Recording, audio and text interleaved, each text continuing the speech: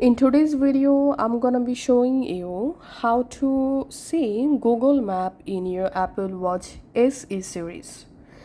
Press the crown to go to your app library, and from your app library, you have to open this messaging app.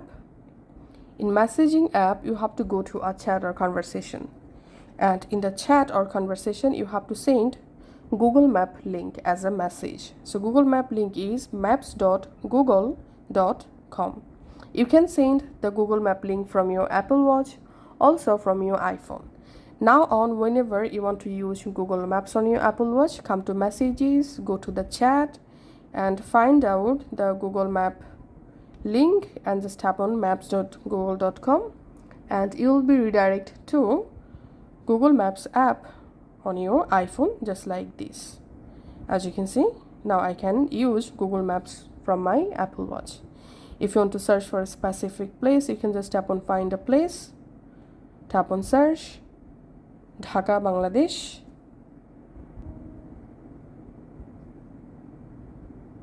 That's how you'll be able to search any location using your Google Maps app. Thanks for watching.